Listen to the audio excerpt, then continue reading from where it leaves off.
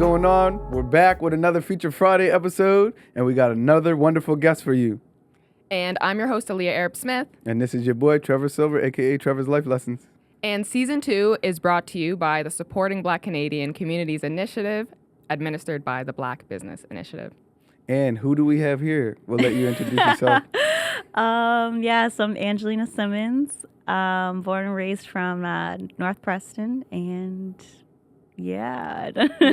what do you want to know about me? Tell us a little bit more about like the work and stuff that you do. You do a lot of amazing work in community. Yeah, so I just always brought up in community. So I work at the African Nova Scotian Justice Institute as a Justice Navigator there. And I'm also a DEI consultant with a family business, A-Team Coaching. And I'm the also founder of Black Girls Pillow Talk Community Initiative. Okay. That's awesome. So maybe we'll dial back and we'll just dive into maybe talk about your upbringing. Mm-hmm. Yeah, sure. What do you want to know about my upbringing? So that's specifics. Maybe just talk about elementary experience. Okay. What do you feel like the pride from North Preston, where it comes from? Because you love where you're from. I could tell from just how 100%. you told us. So like maybe dive into your early experiences in maybe elementary and then go along that. Okay, for sure. I'm from the community North Preston, and also ties to Cherry Brook as well through my mom's side. But I'm a proud, African Nova Scotian. But also I went to elementary school in Caldwell Elementary, so that's in Colby. Even though I'm from the community North Preston, a lot of my years when I was young, growing up in elementary, I was living in Colby, so I'm always going to North Preston, you know what I'm saying, like every weekend and every evening for ball practice, to go watch my older brothers and, sometimes me being involved with basketball. But growing up in a predominantly white school in elementary was definitely challenging for sure, just in terms of, finding my identity and being proud with my identity. But having a strong support system around me and being so involved in community definitely helped me navigate, all of that. And while I was, attending a predominantly white school in elementary, I was also competing at a high level for a predominantly white sport where you don't see many black people. So in swimming, competitive swimming. And so I was traveling to Halifax every day. Close to here, actually. Centennial Pool is where, I grew up swimming there, and Dalhousie University as well. So I found that my experiences with school, going to a predominantly white school, helped me a little bit when I'm transferring over to competing in such a predominantly white sport as well. In that sport, same thing as in school, I carried, my pride very strong with coming from North Preston, wherever I was, and just kind of, staying true to my culture and just going through those challenges. But, So what grade were you in when you started swimming, and what got you into it? Actually, that's a good story. So my family doctor, shout out to my family doctor. So for my family, I'm the only girl in my family, right? I have two brothers, middle child. So I grew up with a little bit of extra special attention from my parents. I will say, middle child, only girl too. I was a bit spoiled, a bit of a princess. Middle child too, no? Yeah, middle child. There you not go. only So you can relate though.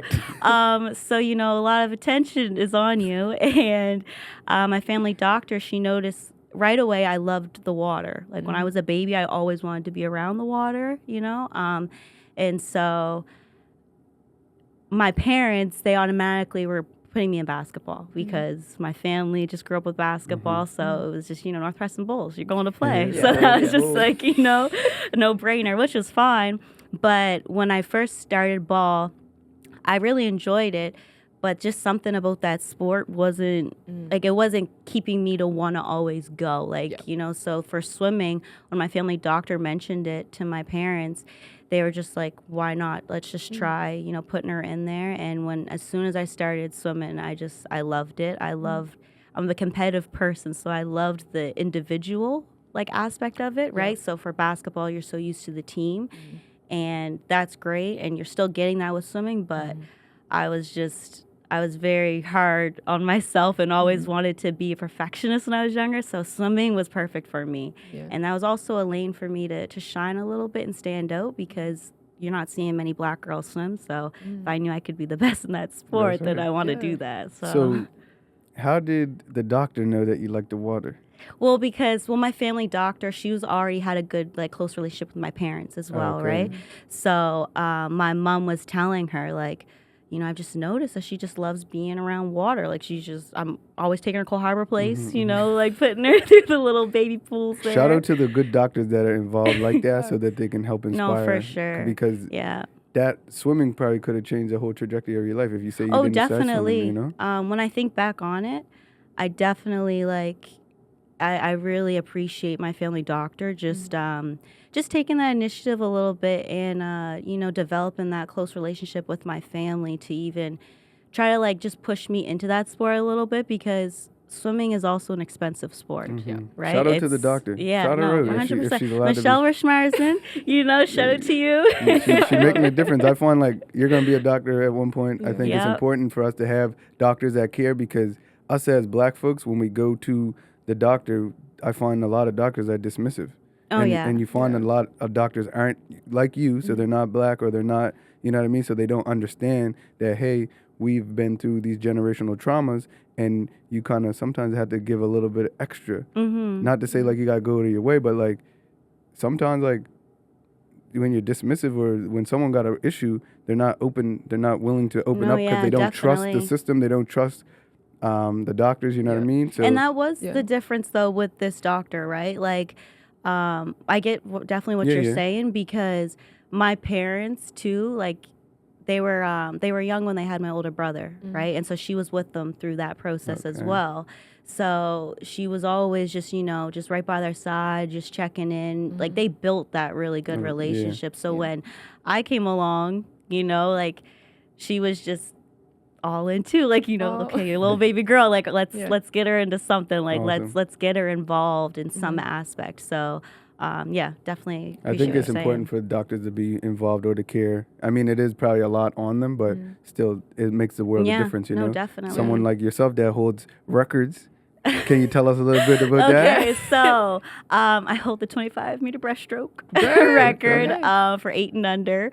But yeah, that right now my other records did get broken, but that's great, because, you know, that just shows that it's always improving. So you must got a lot levels of up. Trophies at your house, or a lot of I do have a lot of medals, and quite a bit of trophies from my time in swimming, for sure.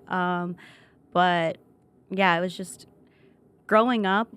My brothers were, like, big, like, they were involved in sports, so too, right? So athletics was just by nature in the household. That's what you're doing. Like, that's just what I was seeing around me. So, and, you know, like I said, I was just always competitive. So whenever I seen my brothers do something well in the sport, I'm doing the same thing. Like, so I'm getting those medals too. Did you find, like, that siblingship that you had with them, like, it was competitive? Like, they where do you find, like, the most competitiveness that you have came from? Or do you have an idea?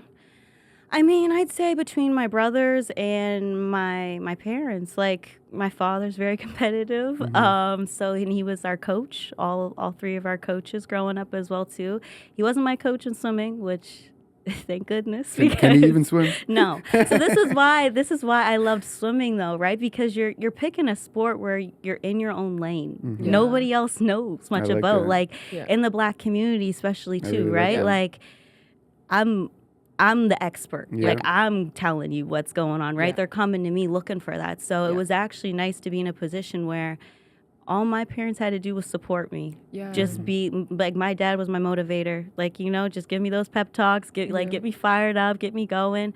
But they didn't know about no technique or, like, you know, what you could be doing in the water. They're just like, what do we got to do to get that extra drive, like that second gear to go for you. But they definitely, though, like, you know, especially showed to my parents for sure, just taking me to a lot of, like, you know, private lessons, putting me into other, like, you know, personal trainers down here outside of my swim team, because, you know, it does take a lot of extra hours with that sport to perfect it and to be at the top level. So Yeah. Yeah, I admire you going your own way because I find like a lot of folks, like you were talking about the Bulls earlier, it's like we do what everyone else is doing. Yeah. And I admire you going your own way, going against the grain and paving the way and allowing to be able to be that person that, let's say if there is a young girl or a young guy in North Preston that wants to swim, they have someone to look to. Definitely, you know? And if without that, then there's no one to look to, you know? So it's paving your own way and then being able to pave the way for others is important. And speaking of like accolades and accomplishments and stuff as well, like I feel like a bigger thing as well, because like I did swimming when I was younger as well, and I like that individual sport sometimes because the person that challenges you like is yourself. That's like, what you got to I'm improve yourself. But what's the biggest takeaway I feel like that you've got from swimming outside of those accolades? Outside of the competitiveness, like what are some values and qualities that you feel like swimming has taught you? So many, honestly. So many. The sports taught me a lot about discipline, right? Commitment, work ethic, and also to push yourself a little bit out your comfort zone, right? Like a lot of those that carried me even because I stopped swimming in high school. So I found in high school I was kind of going through a little bit of a time where I'm struggling and figuring it out. Right? And when you're going through that, I took all what I learned from swimming away from to just put it towards that and figuring it out. So, definitely just the work ethic part and just to, to also trust yourself and to believe in yourself, have confidence with whatever you're doing. Yeah. And if you don't know, you figure it out. Like, that's just how I operate. So. I love that. So similar to you, like I grew up in town when I was younger, and I didn't go up home till like grade 5, and I still went to school in town. Yeah. So it was like, what are some of the things that you find is different from like maybe friends and family that went to school in North Preston or to all black school? Yeah, that's a good question. What's like different in terms of, I guess, like positive or negative? Like you can or just dive into any, both? like your perspective, Yeah. Well, definitely, I think like just the education system for sure, of just opportunities that are put out there for us, right? That unnecessarily, I find, within the black community, it's harder for them to access certain opportunities. And also, I think too, a lot of times, the level of education in the schools of like the teachers and things of how the curriculum that they're teaching and just how they're teaching it and the different ways of learning, I did notice a shift, especially too when junior high, I went to a predominantly white school as well, Astral, right? That's in Colby. And I noticed more of the differences when I went to Auburn High School, and that high school, you're seeing, the collaboration between a lot of folks from the black community, right? And then where I grew up, or not, went to school in the predominantly white areas. And right away, I've noticed the difference in terms of, I guess, with the work ethic and like how you approach, I guess, like the curriculum and what's being put out towards like in the classrooms, right? I find that where I came from in the school system, automatically weren't second guessing ourselves. We knew we could do the curriculum, right? And then when my black students near me, they just right away they were a bit defeated or were second guessing themselves, and they just don't have that support system as what necessarily maybe in the predominantly white schools we 100%. Do have, right? So and I think it's a real thing, and it's unfortunate, and that's what leads a lot of these black students to be put on IPP a lot of times, right? So what we say, how I describe it is because I was similar circumstances and you're seeing your friends being pushed through school versus actually learning things. And like, say if you're a little bit difficult or you got attention deficit, like, cause I was a bad kid, but like, I'm not bad because I got attention deficit. I got attention deficit and I'm not learning stuff I don't care about. And like, if the teacher doesn't care about me or give me respect or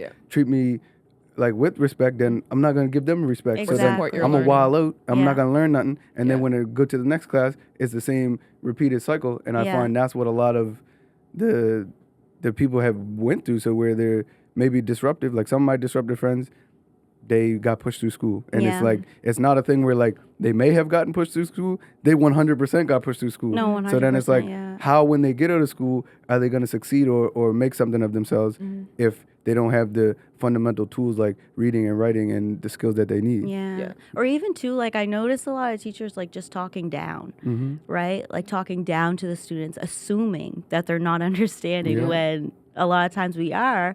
But maybe though we're processing a little bit differently than what other people are processing. There was a right? study somewhere I read, and I read it a few different places, but it's like basically if they gave a teacher this thing where they said the good kids were the bad kids and the bad kids were the good kids. So the teacher didn't know the difference. So they treated the good kids like they were bad, and they treated the bad kids like they were good. And then guess whose grades improved?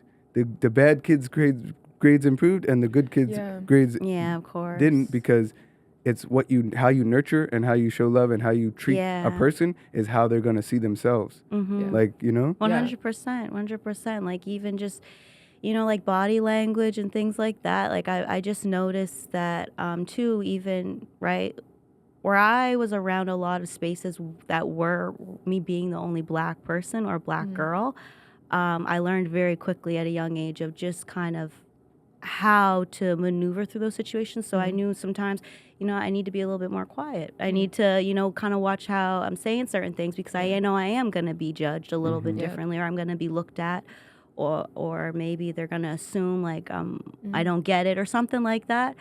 And I find I could see, and it hurt me a little bit to see a lot of my friends who are being so passionate and being themselves, but teachers, or just folks that work in the school system, using that against them a little bit, or just being, looking at them, not taking them seriously, not, like listening to them, or feeling like maybe what they have to say isn't that important. Is, the person being a little bit more quiet, sitting up front, like, so. Yeah. What's some like advice that you would give to your younger self or your younger friend group that would like, you feel like could make a fundamental impact if you could go back in time and tell your younger self? Geesh, okay. To tell my younger self, for sure, me personally, just with the experience that I grew up with and knowing how I felt during those times of just feeling a bit confused, I would tell myself that everything's okay. Just because you don't know something right now, everything will work out the way how it's supposed to. Trust in the community, trust in, your faith, and be authentically you. It doesn't matter who doesn't like it.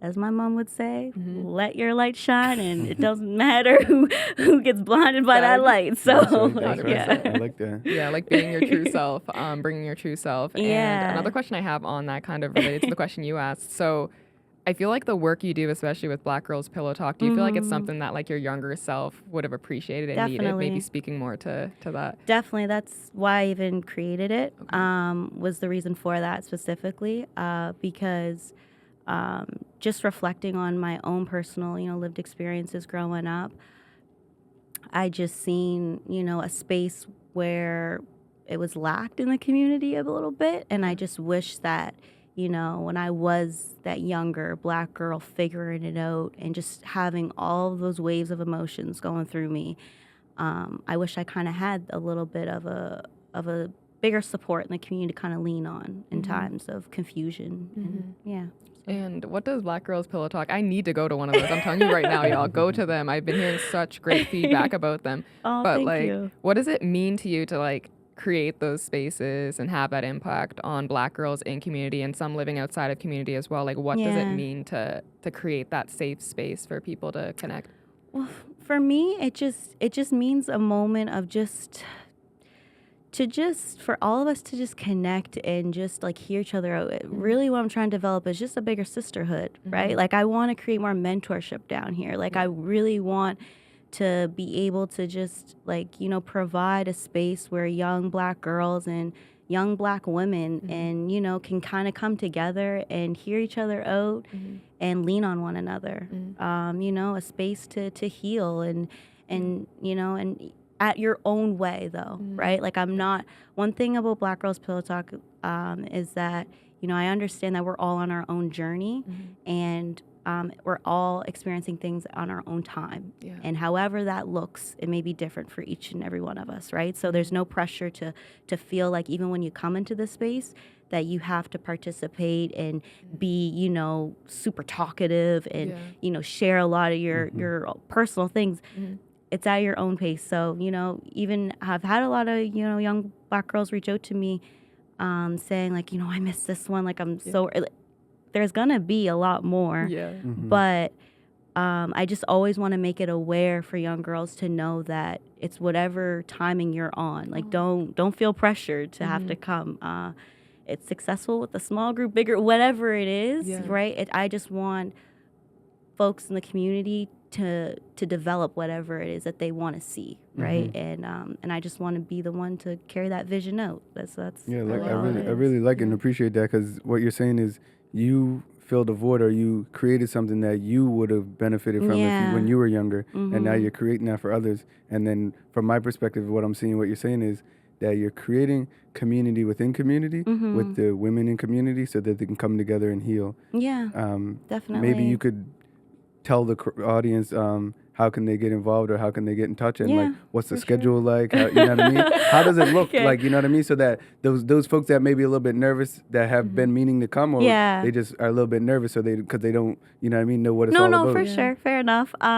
So well, I have the Instagram page, Black Girls Pillow Talk. You can go on there, and you know we always post like just what's going on with different events and how the turnout was, and just things in community that we're doing. So you can always check that Instagram page out. And usually, typically on there, as well as ateamcoaching.ca as well too. You can find Black Girls Pillow Talk there, because it is a branch from the family business, right? So you can check it out there, sign up on the Instagram page, and yeah, really, you know, each session. It's typically every like 2 months, 2 to 3 months, I try to do a session. And it's typically in the evenings. I usually try to host them on like a Thursday night or Friday night, you know, because I want them to be very relaxed, chill. Like I don't. You don't want no one stressing about it. No, I don't want you stressing.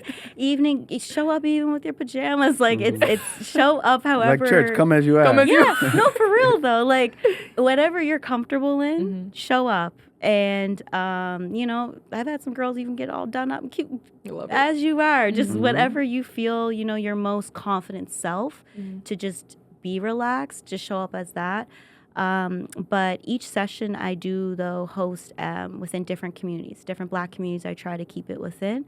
My goal is to, you know, make this province wide. So I would love to eventually just like, you know, reach all the historic Black communities. That's really my long-term goal. But here for sure, just HRM. So first couple sessions I held in Dartmouth near Caledonia. Also the first one, DBDLI in Halifax. And this upcoming one will be with the Parent Resource Center in Uniacke Square. That's so awesome. I'm excited with that one. Yeah. Shout out to DBDLI. I work there part-time. Shout out to DBDLI. Shout out to also Black Woman in Excellence, Tia Upshaw. She's been really, really helpful just with, you know, like in terms of just pushing me out there, getting me at my comfort zone a little bit, you know. Shout out to her. So you see these sweaters that we have on right now? Yeah. These are Black History Month sweaters. Of course, I know. I'm familiar with these. Yeah, so I produce them every Black History Month. This is volume 2. This is volume 4. And we got volume 5 coming up. So T is going to be on volume 5. Okay, awesome. Your mom was on volume 3. I was going to say, which one was she on? Yeah, okay. I had that one. I actually wore that one. But yeah. So this month is coming out. We're going to have a few extra ones that I didn't put on the site. So if you're interested, check it out. The proceeds go towards scholarships for students going to, like African Nova Scotian students going to various universities across the country or wherever they go. So it's been an initiative we've been doing for 5 years. So check it out. Shout out to you, Tia, Black Women in Excellence. You made it. Big shout out. And anyone else out there that may feel like they deserve to be on there, you do deserve to be on there. It's just I can't put you on the sweater every year. I can't just put everyone on there. So it's a cumulative thing. Just stay tuned. You know, stay tuned for each year. So you keep doing stuff in community, you know what I mean? The whole A-team be on there, you know? Oh, man, no, for real. Keep competing and pushing your brothers and your family so that they, you know what I mean? I find that's the thing about like being on here or being represented is it got to motivate us. It got to motivate each other. Some people they may just be starting out what they're doing, and we put them on there, and it pushes them to do more. You know what I mean? Yeah. Some like not saying I'm pushing them to do more, but like you know what I mean. No, but I get what you're saying. So it's though. like trying to inspire community, inspire the young folks, and even the older folks. Like this year, my uncle Rossi, he passed away. So like we end up honoring him, putting him on there. Yeah. Not the broader community might not know him, but if you're from up home, like then you know who Uncle Rossi is. Like you know about going down Rossi. So like shout out to that. And next episode I'll wear that. It'll be ready. So okay, I like that. Shameless plug. I love it. Make sure that y'all go check that out. Make sure you tap in. And I had another question though, just with Black Girls Pillow Talk. Like, what do those sessions look like? Are there different themes every session, or like how do you come up with those sessions? Each session is different themes, and they're off of themes of the feedback that I get from the girls that attended the Black Girls Pillow Talk session. So, I asked them before, and after every session, I just kind of do like a round table of just like, what are some topics that are going on that, in community that we want to just talk about that maybe you necessarily don't feel as comfortable kind of talking maybe at home or maybe at school or anything like that, right? So, or what do you want to learn about? What's just something that interests you? So whatever I get like feedback from them, I just plan out when I want to do them. So, so the next upcoming one will be around financial literacy, right? So that needs to be definitely more talked about in the Black communities, I feel like. And and also too, I want a moment to highlight a Black woman that's doing great work in community that I feel like, we necessarily kind of maybe don't celebrate as much as what I'd like to see. So like I kind of just find that space for them to just be the spotlight also too, and to share their knowledge with community members. So that's dope. I like what you were saying earlier, how you wanted to be a thing across Nova Scotia. Yes. And I feel like what that's going to allow is you're going to bridge the gaps. You're going to make relationships that weren't there before. And like, I think it's going to make a more cohesive front with the women, like coming together. You know what I mean? I think that's dope. Like that's kind of what I envision, because there might be some people in different communities that might not talk or whatever. No, 100%. And then think about like our parents, but then our grandparents, they stayed connected through the church. And I find like you don't really see that much traveling to different churches. It's like people are focused on their own church, and some people don't even go to church anymore. They watch it online or they worship online. So I find having these outlets or these ways for people to connect and build relationship is an easy way for them to make friends. Yeah. You know what I mean? Because some people, they don't get outside their community, and now they got a Black woman that's from Halifax or that's from Digby or that's, you know what I mean? I think that's a great thing that you're doing. Yeah, thank you. Thank you actually for that, because it was intentional though for me to make these in-person sessions, right? Like I've been talking to people as being like, well, why don't you make it even just a podcast, or why don't you make it kind of virtual? And, I'm not opposed to that. I think that's great. And one day, maybe, I will do that. But right now, I just find the importance, though, of how we need to have in-person connection, right? Like, we don't have much of that anymore. And especially with COVID, times, everything, like, so much has changed just globally. And it's hard to find the time to even, like, want to meet up with someone and just chat and just relax and stuff. Like everything just always feels so tense or just like busy, go. So that's why I want to be in person. Creating that is a good, creating an environment for young women to be social and to come together and to learn from each other, to grow with each other. I feel like that's something that we might need for some men out here. 100%, It's important for people to get together, connect, talk, be able to like have those relationships when they're younger, so that as they grow older, like obviously like a lot of drama going on in the communities. Oh yeah. And if young folks, besides like basketball and stuff like that, they get together and they're able to like connect over like business meetings or entrepreneurship, or like come to something shared besides like a sport, because they're already connecting through sport. Yeah. What about the guys that don't play sports? Like I never played sports at all growing up. Exactly, right? So it's like I'm falling through the cracks if you know what I mean? But like I feel like that is something that can translate to the men too. And I know, shout out to Russell Brooks.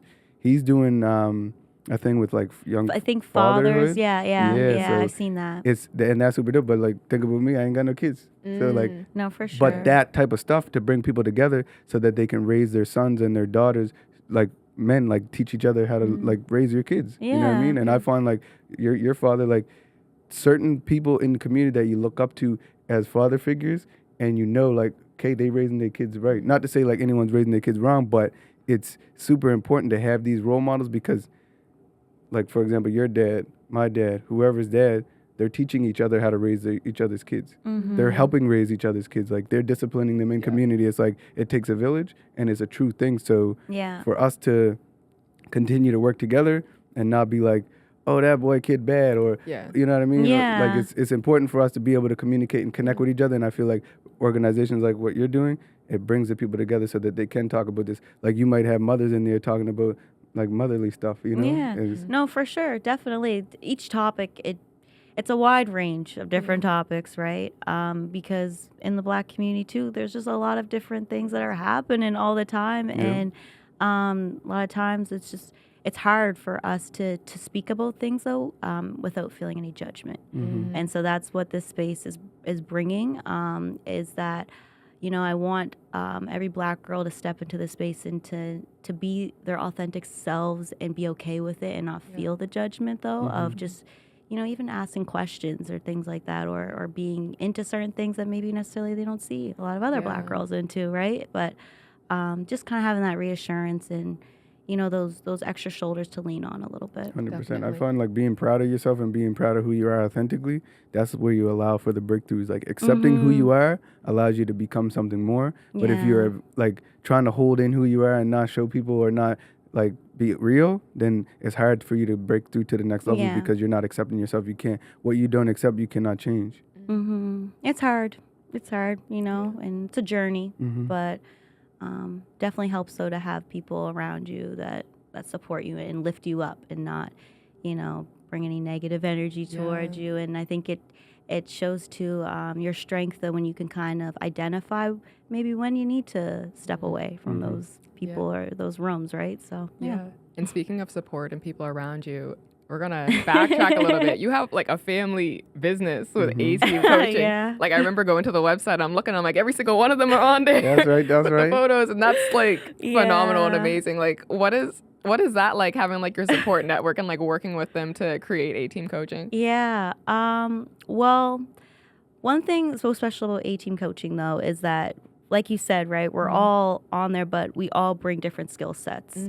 So DEI work, equity work is in every atmosphere of every life, like every job sector, everything that you do, right? So I think it's important that we all bring those different skill sets and provide it in an equitable way, whatever we want to do. So like, you know, for A-team coaching, a lot of it is organizational work with working on more equitable policy work.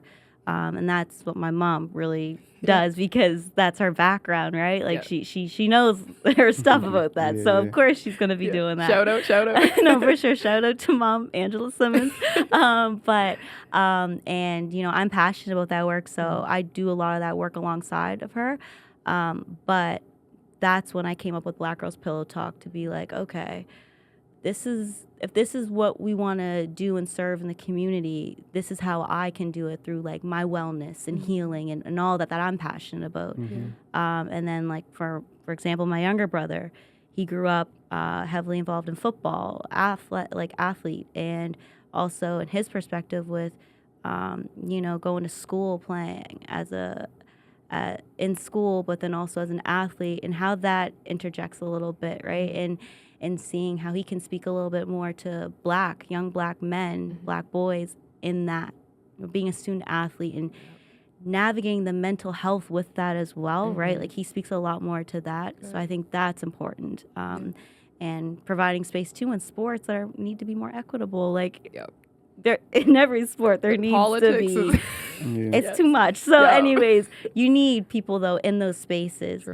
So point I'm making is that whatever we do, it may be, you know, different areas where we're doing it, but we're all serving the same purpose of trying to help, you know, improve like just DEI in general. So yeah. And the A-team, the A came from you guys' names? So yeah, we're all A's in our family. So that's why it's called A-team coaching. A lot of people think this name just came about. when I was young, swimming, I got into swimming at 7 years old. I remember I have tapes of my mom on the camera saying, "Oh, there goes the A team. That's right." Like we've always been saying A team coaching. Like it's just always been a thing. Like even when we were practicing, our dad would be having us outside, doing workouts on the wall. We literally had engraved in wood A team. Like it's always been our kind of like family, like just mantra. Manifestation too. It's just so when my mom did come up with this family business, she was just like, well, we have to put it. Like, you know what I mean? And coaching just comes from you can be a coach in anything. You don't necessarily need to be a coach like for sports or anything like that. Like you can be a coach of whatever you do. So, it's a little and it's cool that you guys all bring different sports, different fields. Everything comes different perspectives. Together. Yeah. It's a great A team. Thank Versatile. you. Like, how do you guys, like, with all the different disciplines and areas that you guys are bringing to A-team coaching, like, how do you support each other and bring different perspectives with the work you do? Well, I mean, we're just a close-knit family. We always have been. So the support is there. Obviously, it can be challenging, though. I will be real. It can be challenging working with your family. And we've always been working together, since I can remember. A-team been there before the A-team. That's what I'm saying. So it's definitely though, it's hard because sometimes you have to know how to separate yourself though, right? Like, okay, this is work and I can't let it carry over to Sunday dinner. Like I need to go up to the host and it's just you need to be able to find that balance, right? Because we're already a close-knit family and you don't want to lose that of tradition and morals and values that we grew up on just because of a business. And you know what I mean? Like, and a lot of times you do see that happen. So I think it's just important that we always just like center ourselves and always just remind ourselves as why we're even doing this. Where did we come to this place? Where we started, and we not forget that.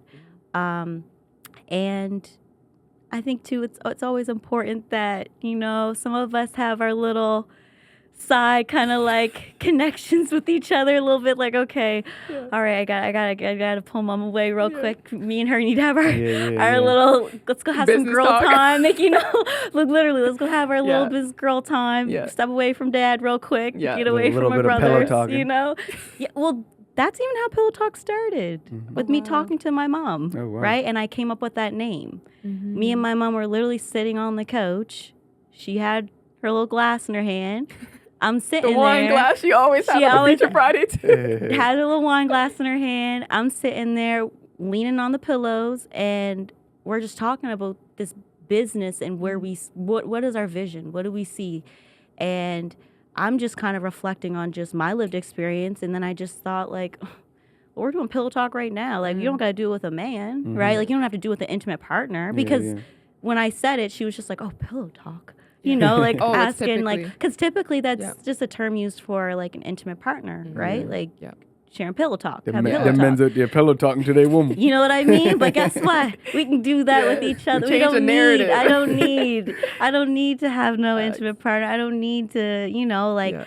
I can do that with whoever I want. And if I want to do that with my best friend, with my mom, with a mentor, whoever, it's just.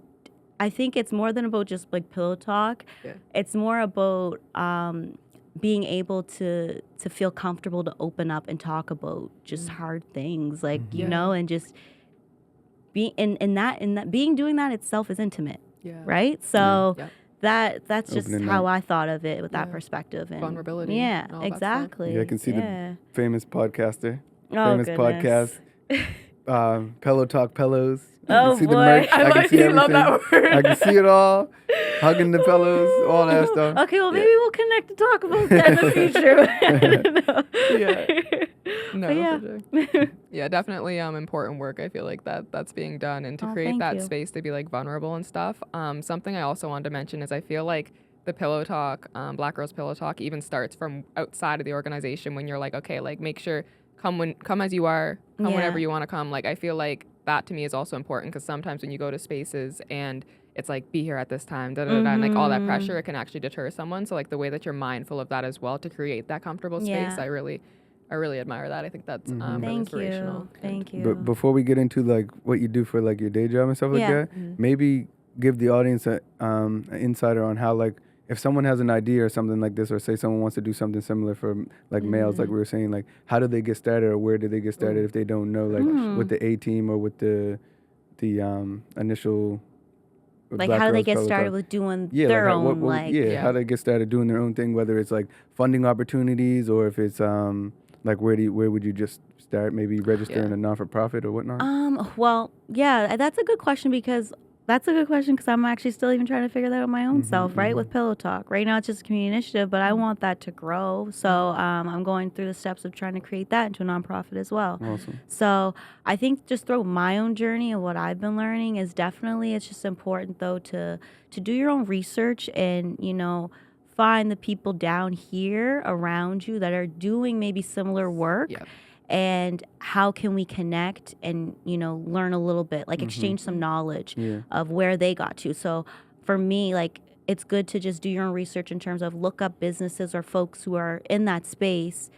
You see what they're doing and you kind of don't compare, but just see, like, I can envision that myself doing it, right? So you have to be able to talk to them to figure out where they get 100%. to. And right? I find that's the thing. People want to help. It's just you have to be willing to ask for the help. Like, shout out to Tia. She's doing a lot with Black women in excellence. She's putting a lot of women in position to win. Yeah. And I feel like anyone that is selfishly putting others on or putting others in position, they're going to win regardless. So, but she didn't know about me until I had to reach out to her, right? So it's like folks won't know until you put yourself out there. And that's something I'm still learning. You know, like I'm not an expert at that. Like 100%. It's always going to be a learning curve for you. But I just think that find the folks who, you know, you can find a bit of like comfortability with and talk to them and pick their brain a little bit and find out who are their networks though too, right? And they can connect you with some folks 100%. too. I had this conversation with one of my coworkers today, and it's like, I was telling her, like, don't be so shy, like, because sometimes people like hide themselves or they don't show them like their true light. And it's like, the opportunities come when you shine your light. Like, you don't dim your light, you shine it, and the opportunities can come to you. But if you don't put yourself out there, then the opportunities can't come to you. The only opportunity you'll get is the ones that you go and get. But if you put yourself out there and you're going to get opportunities, you're getting opportunities from both ways. Oh yeah, 100%, 100%. And I guess too, for funding and things like that, like I said, just do a lot of research. You know, the more people you chat with, they'll help you out. You know, but I will say though that definitely is a challenge for me personally, and it's still an ongoing challenge with funding and always just looking for that. And so. Well, you're doing a great job building community. I think the first thing is building the community, because now you know you have the structure, you know you have the means to make it happen, and now it's either presenting it or applying for some funding and making it bigger than what it is, because it's only going to keep growing. No, for sure. And also, what I found when I first started, what was it, the mental health grant? That was, though, really helpful in terms of just because, also, too, when you're looking for funding, open your mind up when you're looking, because necessarily what you're seeing for funding, you may think that doesn't align with what your idea is or the work that you're doing, but everything all intersects, right? It's just of how you position it, how you word it with funding. And also how you can make it, like, because sometimes you might pivot your business to fit this application, and then your business is way better than what it could have been if you exactly, didn't, right? Like, you're opening up so much more ideas for yourself anyways. So I would just say that to folks out there who are just trying to figure it out, that don't limit yourself by thinking, you know, like what your one idea is, that's what you have to stay with, and be open to shifting it a little bit. But just know that if you shift it a little bit, you can go back to what you originally think. Like, it's okay to. That's what you got to do to figure it out, right? Like, so, That's how you figure it out. Yeah, and to take on opportunities and not be afraid of rejection. I feel like that's another thing that can hold people back from, like, when it's like funding, whether it's opportunities, not being afraid to kind of like get outside your comfort zone. Like, for instance, you mentioned someone was shy and asked the question. I'll tell you straight up. Yeah. I applied for a lot of different opportunities. I never got none, and it does hurt, but it doesn't make me like I love rejection therapy. Like, the more I get rejected, the more I keep pushing. Goodness, so it's like, good. don't give me nothing, and I'll keep trying.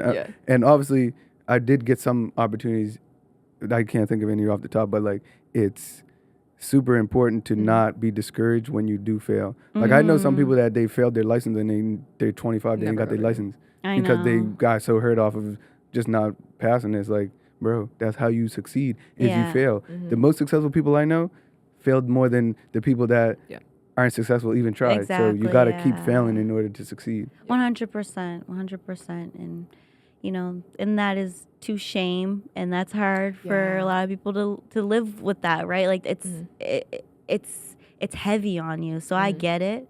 But I think it's just always important, though, to just think of it like every day you want to better yourself at least 1% more, right? So it can be the smallest step, whatever. And it can look in so many different ways. So imagine if you lost a swimming race, then you'd never swim again, or you lost a basketball game, you never. But the thing is, even in swimming, because I will be honest and say, like, that sport taught me so much growing up in terms of just because I did fail a lot in swimming. Like, failing as in terms of just when you're going through, you're so hard on yourself mentally, you're comparing yourself to every single person by you, right? Like, there's 8 lanes, you're all racing, and if you don't come in top 3, it's the most devastating thing. Like, you think the whole world is coming down. I would, like, oh my goodness, I was so hard on myself when I think back. And it's just like, I wish, you know, like if I could just look at myself as a young Black girl in that space, just be more kind, give yourself some grace, you know, like, you come in 4th and can't, that's okay. It's okay to not be, you know what I mean? Like, to always get the goal, but that's the pressure, though.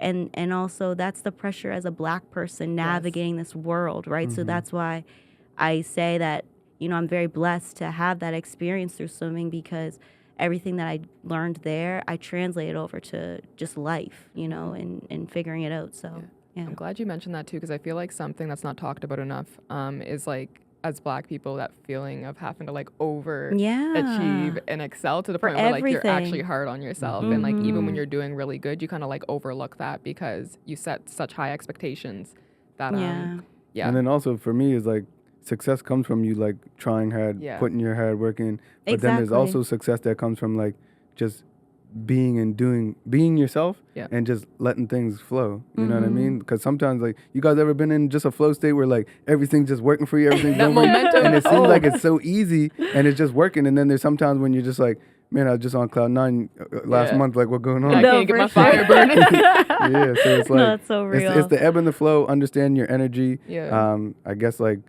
talking to other people, like, I like solitude, so that's one of the things that I'm really into, and just connecting with myself, recharge, and understand, like, what I might need or what someone else might need from me. That's where I recharge. No, for sure. And even, like you said, like, recharging, solitude, connecting with other people. But I think finding, though, whatever aligns with your passion, whatever you like to do that. Don't overthink that. I think sometimes that's what happens, though, a lot. Or at least for me, when I was figuring out what even can kind of, like, what centers me, what calms me down a little bit when I do feel a bit anxious. Like, all right, or when I know I'm getting hard on myself, I just need to just step away, and where can I go in a space that's gonna just put me a little bit more level-headed, clear my mind, right? So outdoors, like being around nature, that always helps me. Do you still swim? Oh yeah, a little bit. Good. Not, oh goodness, not at all. No one tried to race me out there. But no, like, I'll just, like, like, just do a little bit of swimming here or there. Like, with one of my best friends, we grew up both in swimming, so, like, whenever we get together, we like to just go for a little swim. But can you beat her? Breaststroke, yes. Butterfly, she got me. And backstroke. Crazy. And backstroke, she got me. But freestyle breaststroke, yes. But I'm just this. I can't swim that well. See, and there we go. See the technique. I see you gotta curve. You gotta cuff. You gotta cuff that water. But I would, though, like, I will say, though, like, a personal goal of mine, though, I would like to get into, like, coaching for swimming, and I would like to get more involved and more of a, like, teaching aspect of it, just because I see so many young Black girls who have so much potential in that sport, and we're just so naturally talented, like, gifted, and I just, but I also acknowledge though that the fear of swimming, it's so real, and we just need more access though to those opportunities, and so I would love to be in a position to make that available though for more young Black girls. It's crazy how like stereotypes affect cultures and communities, 100%. because like it's not a thing like Black people can't swim, but it's this idea that like people believe that Black people can't swim, and then we believe it about ourselves, and then like you don't even try it, because like I got so many cousins that can't swim. It's like, bruh. But they didn't even try though to swim, right? And it's just like that. It's just the fear, like in your mind. It's a mindset. Like you got to get, and the only way to break that is to put yourself in it, right? So you got to just get in there, but. I'd find, like even just seeing my nephews grow up, like for generational, it's just so important to just get them around water, get them in the water at such a young age. Comfortable with the water. Yeah. And once they get comfortable, then that's when like, okay, like we can start, putting them with some technique and learning some different things. It is real though. And that's the first step. If they are comfortable and enjoy the water, then you're good. Like 100%. We got something to start with. Everyone out there, put your kids in swimming lessons when they're young. Please do. It's worth it. Please do. You don't want them to be in school with their buddies and they're like, bro, you can't even swim. Yeah. No. Or just a survival. Like, I just think that's so important. Even when you're going off to day camps, you're going to be around water, right? Imagine surviving a plane crash in the water and then you can't swim. Not the plane crash. I don't want to be thinking about that. No, but like imagine you can't swim, but then you survive, but then God's like, come on, brother. You're supposed to be able to swim. Come on, brother.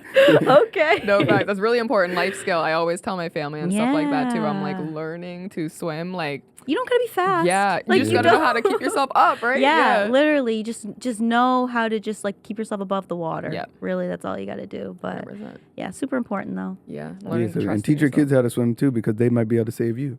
Oh, there you go. Facts. I always tell them that too. It's like, Dad, if you can't swim, teach your kids how to swim, because you might drown and they'd be the one to save you. And I tell them don't panic in the water. That's another big thing, is the internalization of thinking you can't swim, but then also the panic once you hit the water and not realizing that actually works against you. I know. Yeah. Yeah, learning how to float, is that like a thing? Like relaxing and just so you learn how Someone to float. told me Black people can't. What is it?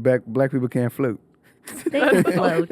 You know, another stereotype. Another stereotype. I'm Black and I can float, guys. Here we go. You guys can probably float too. Go fill up your tub and try it out. Not the tub. I mean, yeah, for sure. Yeah. But yeah, so maybe we'll touch on like your day job situation. Yeah, so the African Nova Scotia Justice Institute. So that's a nonprofit actually located in the North End. And we help serve Black communities that are justice-related issues. So wide range of those, unfortunately. Dartmouth or North End of Halifax, so Bilby Street around there, yeah. So yeah, it's a great organization, small, but great team, Black-led, and I'm a Justice Navigator there, so I work within the legal pillar. So within my role specifically, I just help support community members within the Black community, though, but I help support them who are involved in the justice system in any type of way, shape, or form, right? So a lot of my clients, though, are youth. So I do help a lot of youth, which I think is much more needed to see a lot more service providers in that space. And, unfortunately, with high rates of young Black youth being involved in the justice system, there is much in need of more supports. So, but I enjoy my job a lot. And also on the adult criminal side, I help support some clients in different ways. It can be court support, so just showing up, to their court dates, because that in itself can be, overwhelming for especially first timers, that aren't familiar with the court system. Also help them fill out paperwork, for different other supports that they might be reaching out to, or to get like certain paperwork back from certain folks. And also I help with the restorative justice with youth, so who are going through that process as well. Yeah, I went through that. Yeah, describe the restorative. I went through that too. So yeah, restorative justice is just an alternative, right? For when youth are necessarily, like, let's say, charged or pre-charged, and they take ownership, and a lot of times we send youth through restorative justice to work out through, whatever happened between them and, we say, the victims. Let them work that out through different, like, more, I guess, holistic way of helping them out. Versus ruining their life with like a criminal record. Yeah, right. Because so youth, so they might be charged, but there's ways that in the process, right? Because so restorative justice is through a certain period of time. And would it be like certain crimes? Like certain crimes obviously probably wouldn't fall underneath restorative if it's like extreme. Yeah. So little crime, you're good. Big crime, definitely. You might not be good, brother. So stay out of trouble. Another question too. I'm not sure because I know with ANSJI you guys have the team and there's different like I guess roles that everyone has on the team. But what about like IRCA? I've heard about before. I'd love for you to speak to. Look at you. Yeah, someone came to our class and spoke to the impact for that for African Nova Scotians. Do you remember who? Can't remember. It was a guy. A little taller, black guy, Dorico? light skin. No, I know Dorico. No. Yeah, it wasn't Dorico. It was someone else on the team. Dorico last name? Dorico Simmonds. Yeah, we got to get him on here. He'd be great actually. So he's the director of the community initiative. So that'd be great for him to speak even more. And he's also actually an IRCA writer. So he could definitely speak a lot more to IRCAs, and just in terms of just the clients that he's like, What's IRCA really mean? So IRCA is Impact of Race and Cultural Assessment. And so that's recognized by the courts as it's helping, Black folks who are going through the justice system for sentencing. Is that like, did Robert Wright spearhead that? So he was one of the first. So they're really, like taking up more space in the courts, which is great because there's so much needed for when Black folks are being sentenced, right? And not taking into account at all, their cultural background, where they come from, or just their upbringing of circumstances, anything like that. So this report is where it's done by clinicians, so, experts in that field, who are meeting with the client and building a rapport with them. And essentially, really just kind of like uncovering a lot of just like past traumas, a lot of things that maybe they're speaking about that they've never spoken about before. It can be, it's an intensive process for sure, but it's much needed. And just from, an observation point of view, it's definitely, I think, in a way could be a healing for a lot of clients in just terms of just being able to speak about things that they may not, feel comfortable or feel like they safe to speak about. So yeah, it's really helpful, and it's helpful for the lawyers that are representing these clients, right?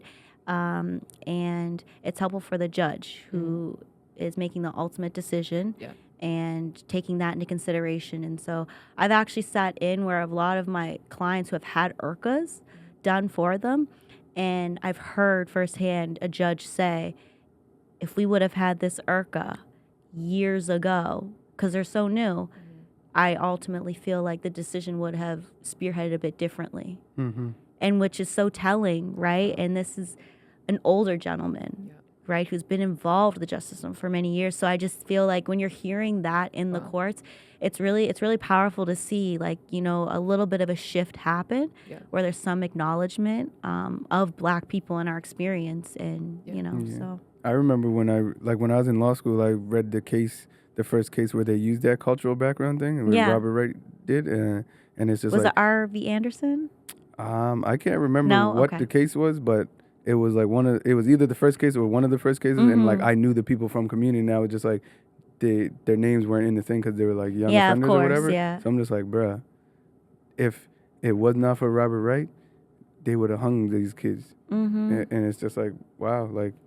No, it's amazing to see though, right? Like, it's amazing. But I will be honest, when I first was in this space, I was just thought to myself, these aren't new ideas though, right? Like, these are things, like, this just makes sense to me. It took me a minute though to just kind of think, like, why is it that people who are in a professional atmosphere, and you're great at your job, but you're thinking of these forms of, fixing these problems that, and to me, I'm thinking are the small, like, of course, like that makes sense. Like Yeah. why? Like you're just now we're thinking of it. not, creating something crazy. Yeah. Like this is not something that hasn't been said about even before, though, too, right? Like IRCAs is amazing. But I'm just saying that a lot of these things that are coming out now, though, they've been talked about for a while. So I find a lot of that stuff frustrating. might not get implemented because like the broader society, it doesn't affect them or it doesn't relate to them. So when it comes to applying it, they're like, oh, we don't care about that because that doesn't affect us or whatnot. It's like, no, for sure. And you see that. And then they might get mad and be like, oh, how are these guys using this cultural thing to, you know what I mean? And then they'd be like, where's my culture at or whatever. It's like, no, and you see that. And you also see even too the question around like, well, how does that really affect to what you're doing though, right? Like how does that background really affect to where you're at now? You just take responsibility, like that's just what kind of people that don't know, they're ignorant to the stuff. They think like ignorance, you don't understand the trauma in the generations and like all these different things that like, and that's why it's like it's hard to get in them arguments with people because like. It makes sense, obviously, what you're saying, but then you don't understand the generational stuff that the people have been through. Like you ain't allowed to go to school. You ain't allowed to get an education. You ain't allowed to work at these certain places. Like, so it's a lot of different systemic things that held you back. And then when you say, like, when they open the floodgates, you're like, okay, go. It ain't going to make us go because there's been so many barriers. Like, a lot of the stuff is, like, mental barriers now that because you've had generational traumas, generational barriers, how are you going to break out of that? With you know what I mean? You got some people in community leading the way, but everyone in community is not going to be able to do that stuff right overnight from my perspective. No, I agree. I agree with you. Yeah. Because, I mean, I went to university, and the only reason why I went to university is because my older cousin went to university through the TYP program, and then I went through the TYP program. If it was not for the TYP program, I would not be here right now. I'd have been the restorative justice kid and would have got in trouble again. And then, you know what I mean? It's like that cycle. So and it's clearly, still evident, though, like that, unfortunately, that cycle, especially, though, with youth that I do help and represent, which is why even, don't mean to bring it back, but that's why, though, these community initiatives for youth, like Black Girls Pillow Talk, is so much needed. Like, because that's where it starts. And, Do you ever think about law school? Is that, like, on the horizon for you? So that is my goal. Awesome. I'm already starting to put the steps forward towards that, and hopefully coming soon. So, maybe. And working in that industry now, and knowing that you want to do that. See, for me, it was like I never really had experience. I mean, obviously experience in the legal system on that end, but like I never was on the other side. Then when I got to law school, and then when I was working with a firm and like in the summer job, I was like, don't want to do this. This ain't for me. So it's good to see that you're working in there. It's for you, and you're gonna go and then come back and then For me personally, law school's always been on my mind ever since I was young. Ever since I was swimming.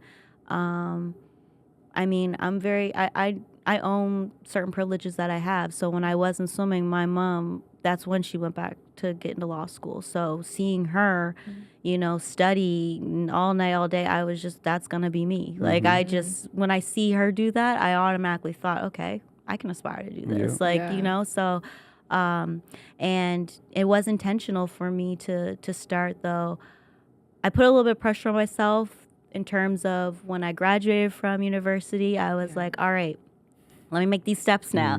But then I just, though, also realized that, and, in this space that I'm working in too, you see a lot of times, a lot of lawyers getting into the profession at a really young age and not fully being aware of a lot of other circumstances that are happening in community, right? And for me, I wanted to be so centered around community before taking that next step, though, working in the law profession, because I know that I have, though, an edge up around other lawyers who don't have that lens, right? So I just think there's more value, though, of doing that community work for quite some time before getting into law school, and so that's why I'm taking my time, but while I'm taking my time, I want to be strategic, though, and work in places where I can gain so much knowledge that can help me through law school. Yeah, because that experience is going to add so much value for you in the long term. 100%, and the clients or whoever you work with, they're going to benefit off of all that knowledge that you have. Yeah, definitely.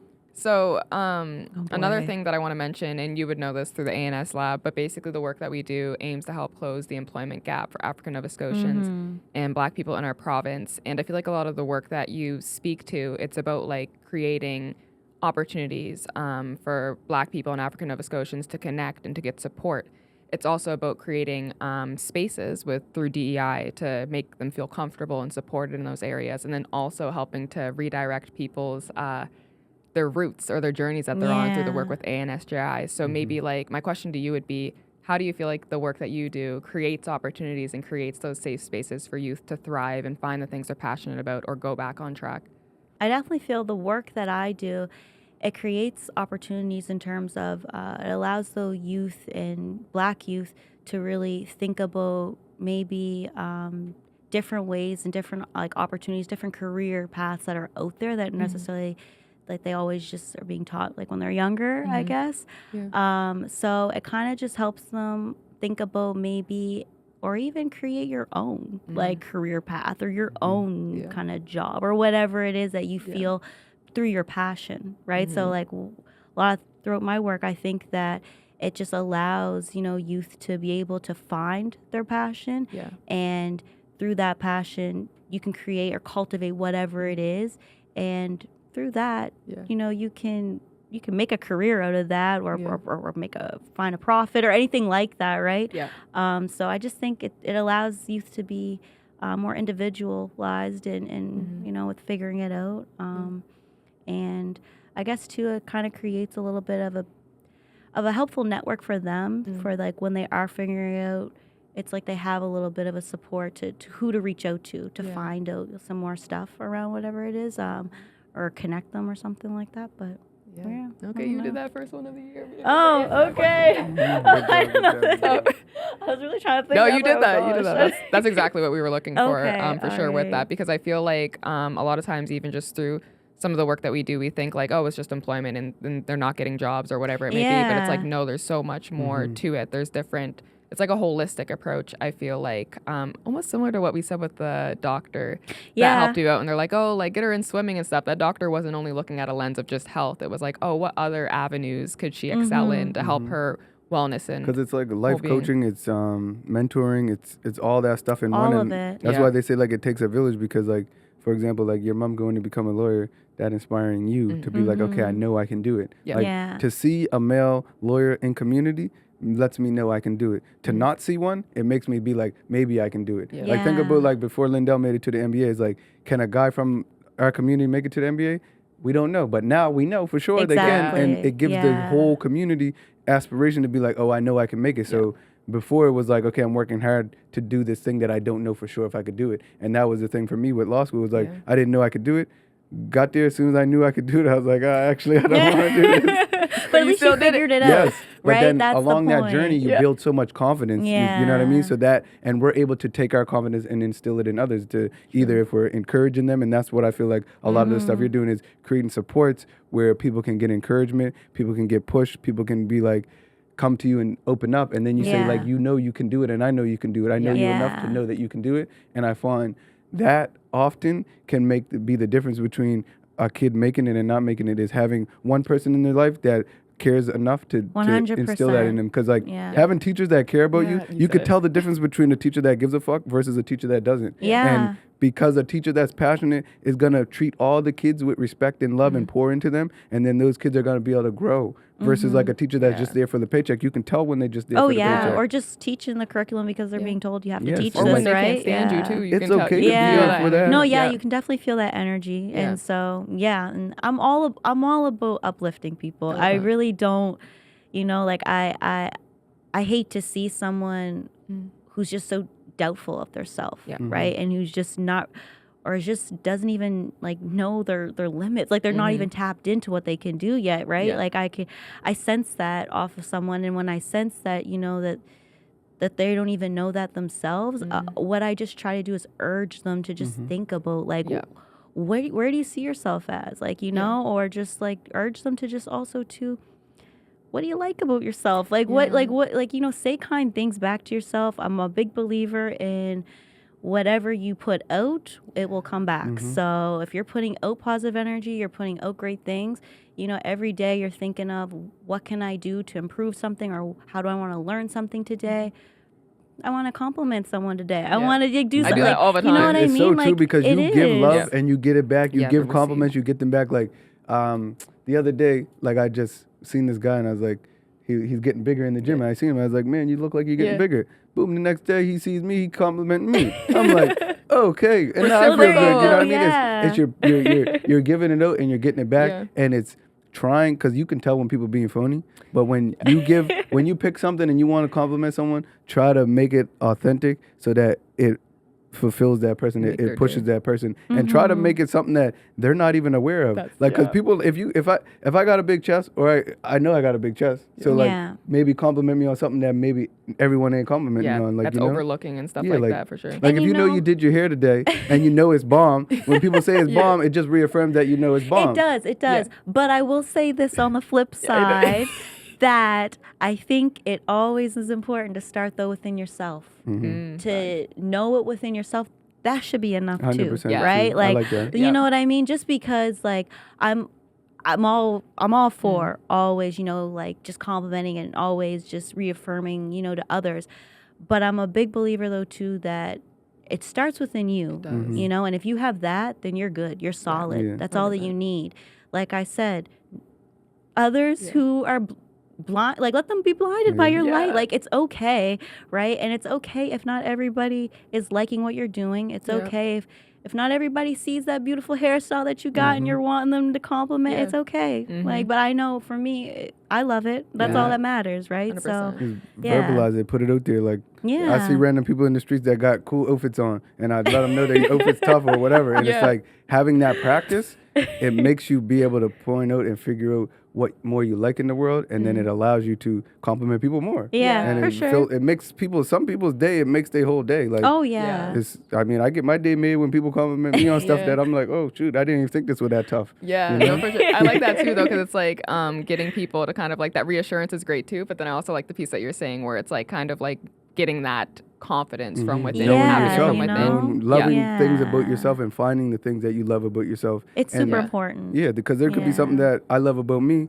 and no one else ever complimented me about it. Then they do, and then it's like, I love you too.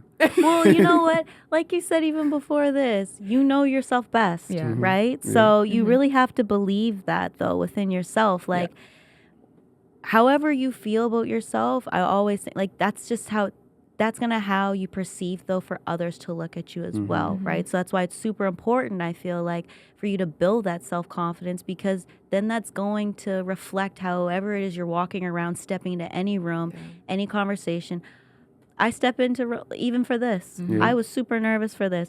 But, when I walk into spaces that I'm nervous for, I tend to smile even more because I know that, they're gonna think, I'm not. Like, I'm good. I'm Gucci. And then it also is like a relaying loop where it makes you actually more. Well, that's what I'm saying. So then that kind of, it's like you're training your mind. Like, okay, if they're believing that and they're seeing that, okay, well then I am confident. And telling people that too. That's something that I do in a space. Like, sometimes for public speaking, like, a lot of times, like, I'm confident with doing it, but there are times where you go up and you're like, oh, I don't know what I have to talk about, all this other stuff. But if you show that to people or tell people that, then they'll know. Versus like when you actually carry yourself as if, okay, I know what I'm doing. You could mess up and no one's even going to notice. No one's going to notice. You know what I mean? So kind of like carrying that confidence and almost like conditioning yourself to think, I'm not nervous. I'm just excited. Like, even just changing the wording is something that I sometimes try to do too. All of that, it's training. It is. Everything is just training. Your mental health, your wellness, everything, every aspect is, there's always needs to be training into it. There was something you said earlier about like just being nice to yourself and saying nice things to yourself, and I feel like becoming your own best friend and like treating yourself well, that like having respect for yourself allows other people to respect you, you know what I mean? And that's just training, practice. You get better at it, you know what I mean? Yeah, exactly. Every day, whatever it is, first thing when you wake up in the morning, look yourself in the mirror, tell yourself some nice things with yourself. Like, like, I feel like we're just so, I don't know what it is, but like, it's just, we're so nervous to just like say it out loud, what we love about ourselves. And, and I just think that needs to kind of shift away. Like, you're not crazy if you talk to yourself in the mirror and you look in your eyes and you say, I love myself. I do. I feel great. But sometimes thank God. people be masking it as arrogance too, and I'm like, no, there's a fine line between self-love and confidence. Ask my family. They'll catch me. Who you talking to? Like, I'm talking to myself. Like, like, that's so good. I love me, so and you're allowed to. And exactly. Think about those people that sing in the shower. When you're singing in the shower, that's a good feeling that you're creating. Like Chris Brown. Yes, you're creating a good feeling for yourself when you're singing in the shower, man. I mean, unless you sing some negative stuff. No, but like, for if you sure, sing happy music in the shower, that can start your day off properly. Exactly. Whatever it is that ignites some type of positivity or fire in you, like just do it. So 100%. Is there any questions that we might not have asked you that you might want to tell us? No. Nothing like, maybe things that you may have thought about, like, man, I'd love to get, because like afterwards, I find you always be like, man, I should have said this, I should have said that. Take a second and maybe think about it, but we'll want to make sure we don't miss nothing. I don't think of anything right now. I mean, probably later on, but not right now. Don't worry, you'll get another interview again. Yeah. Okay, well, I hope to be Keep back. striving, keep building. And then the next time we have you, you'll probably be like big time podcaster, big time community builder, big time lawyer. Yeah. Oh, a lot of stuff. Black Girls Pillow Talk, it only takes 3 years to be a lawyer. Or no, 4 years. 4 years, years, you got to do the bar and stuff. Yeah. So but 4 that's years, okay. that your whole life could change in 4 years.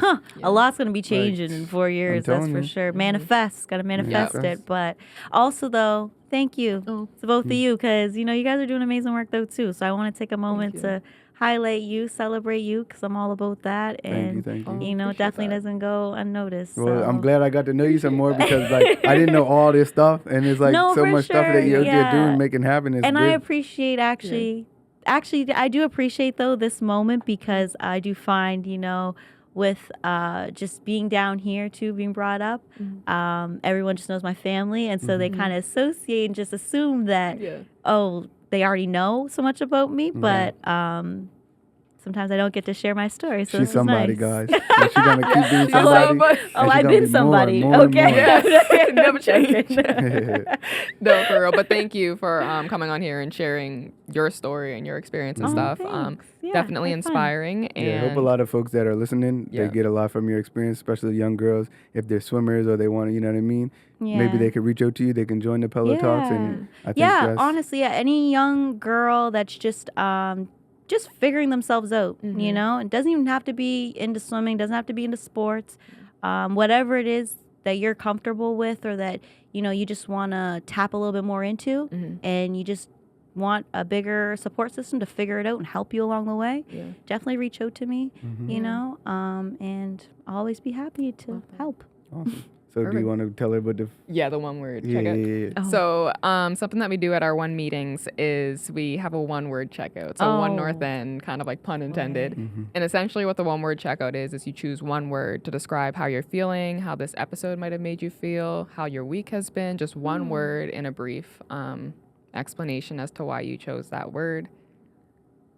I can start us off if you want, and then we can go around and whatever you want. Or do you want to start us off? I already feel it. I'm already feeling my word. Oh, and that's perfect. Every day I feel this word blessed. Beautiful. For sure. Definitely. I'm always blessed. Every day is always a blessing to be here and to be able to, create new experiences with new people. I always enjoy that, like just having a moment to reflect and to get to know people more and to have intentional conversations. I'm always happy for. So, yeah. Blessed. Blessed. There you go, blessed. I love that word. You want me to go? You go. I'm trying to figure out my word. I got like 3 words up my head juggling around. You was ready. I was like, all right, bet. Because sometimes we're like, okay, let's go around to them. But yeah, you already was on top of it. No, I don't like to overthink it. Just go. My word is support. I feel like that's something that ties into a lot of the work that you're doing. Kind of like going from a lens of support and being there for whatever work it is you're doing through ANSJI, through the work that you're doing with Black Girls Pillow Talk, A-Team coaching, just being like a supportive network for people and inspiration. And also, just the way that you kind of support the work that we're doing too, that kind of got me emotional. It makes me feel really good. It's rewarding to hear that that's being noticed and that it's making that impact. So thank you. Yeah, thank you.